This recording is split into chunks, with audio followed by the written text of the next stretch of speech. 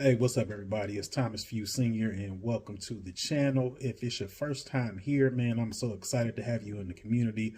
I'm going to ask you to immediately go ahead and hit that subscribe button so you can get notifications every time we drop some new content out here.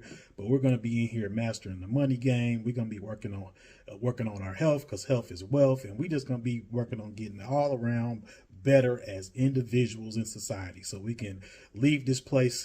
Once we leave this place, we're going to leave it with more value than when we came here, right?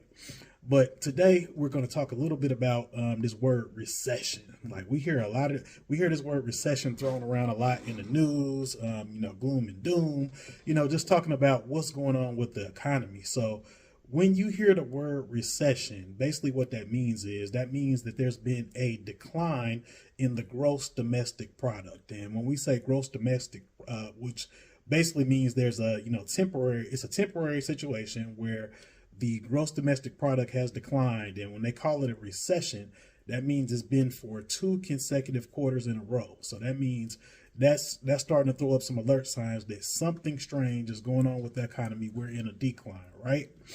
Now, when we talk about gross domestic product, that's basically the combined amount of the products and services that are produced in a particular company over a period of time, usually over a year, is how they measure that. So when they're talking about gross domestic product, they're basically saying that we're producing less than what we normally would produce. We're going on the downward trajectory, right?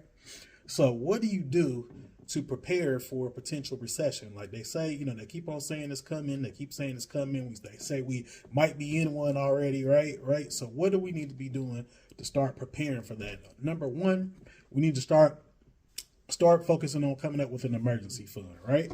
So emergency fund is typically going to be a certain amount of your living expenses that will last you for a certain period. So say that may be 1 month, 2 months, 3 months, 6 months, a year, whatever makes you feel comfortable. You want to make sure that you start setting aside at a minimum, I would say, at least 3 to 6 months of living expenses, just in case things do get bad and start going in the wrong direction faster than you think. You want to make sure that you at least have some money set aside that are reserved. Because right now, what's happening. When during a recession, you're going to see layoffs. You're going to see different things happening. Your business income may decrease during that time period. So you just want to make sure that you got some type of cushion set aside to make sure that you can handle at least your monthly overhead on a monthly basis.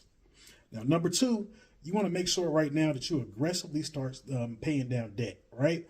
Because during a recession, lower debt levels can free up additional cash so that you can take care of and maintain your current living expenses. So any of those high interest credit cards and things like that are weighing down your budget, make sure that you start attacking those, right now, so that you don't have to feel the stress of making those payments when a recession actually hits.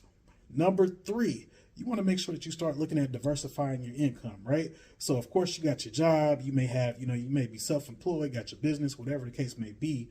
But what else in addition can you do to bring in some additional money? You could do some maybe freelancing on the side. You could do some part-time gigs, like your Uber, your Lyft, your Uber Eats, different things like that. There's all kind of gig work out there, that you can find if you do a search online, as far as different opportunities that you can use your education, use your skill sets to go out and make some additional money. Now is the time to maybe start doing that, just so you can diversify. Maybe your main source of income starts dropping a little bit, but you can pick up a little bit more money with your side hustle, right? Number four, you want to start budgeting for sure, and focusing on expense management, right? It is so critical right now to start paying attention to how you're managing your money and paying attention to your financial plan for your money on a monthly basis. So you want to start looking at that budget, more on a regular basis, start evaluating expenses. Is there anything that you can potentially cut or change? Are there some different areas that you may need to adjust during this time period to tighten up the belt a little bit, just so your cash flow is a little more efficient coming through your household on a monthly basis? So start looking at that, start evaluating those areas and seeing if there's any changes that you may need to make, or that you can make in the short term, or temporary sacrifices that, while we're going through tougher times, you don't necessarily need, but you can always pick those back up, when those different luxuries or different things that you may like to do when the economy starts to shift again. And number five, you also want to start focusing on your investment strategy, right? So when the economy starts going down, you want to make sure that you are properly diversifying your investment so that you are hedging your risk, right?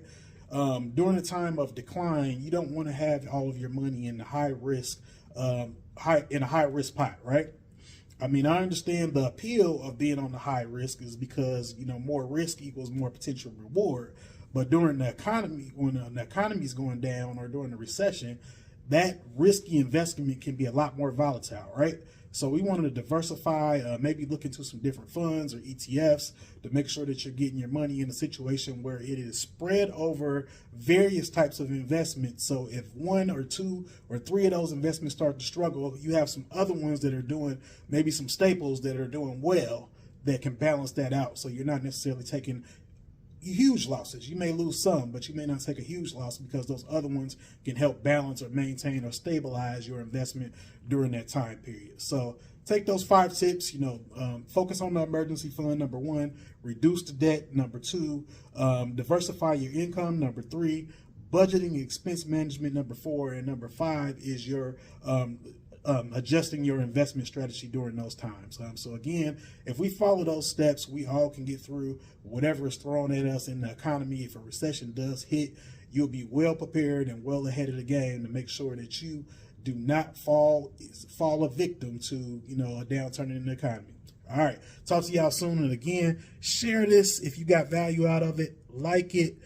Subscribe, make comments, man. I encourage y'all to be interactive in the community, because the more we're interactive in the questions we ask and the input that we put, the more it's going to help everybody master this money game. All right, I'll talk to y'all soon.